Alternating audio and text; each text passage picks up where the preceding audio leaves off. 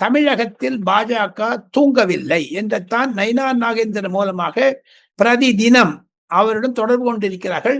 நயினார் நாகேந்திரன் வந்ததுனால அதிமுகவும் திமுகவுக்கு இந்த விரோதம் போய் இப்போ ஒண்ணாக ஆரம்பிச்சிருக்காங்க.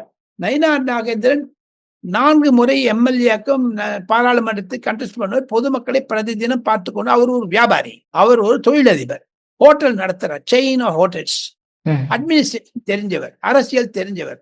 அம்மையார் ஜெயலலிதாவிடம் மந்திரி பதவியில் இருந்தவர், மந்திரியாக இருந்தவர். எடப்பாடி பழனிசாமிக்கு சீனியர் வேற, அதிமுக சீனியர்னா என்ன, ஒரு ரேங்கிங்ல. இதெல்லாம் வச்சு ஒரு கன்சாலிடேட் பண்ணி பார்த்தீங்கன்னா, I come back to the original point. Narendra Modi என்பவரிடம் நாளை என்பது கிடையாது. ஒரு ஸ்மூத் டிரான்சிஷன்.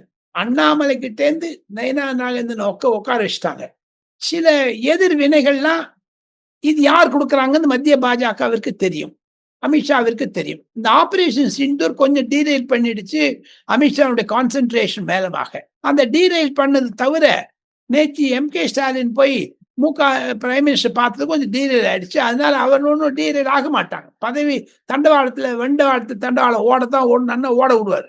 நயினார் நாகேந்திரனை பற்றி கடந்த 2 மாதங்களில் நல்ல ரிப்போர்ட் தான் சென்ட்ரல் பாஜகவிற்கு கிடைத்து வருகிறது.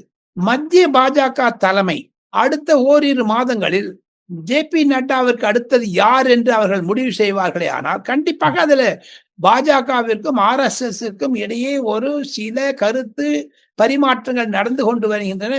ஏற்றத்தாழ்வுகள் இருக்கத்தான் இருக்கிறது, வேறுபாடுகள் இருக்கத்தான் இருக்கிறது.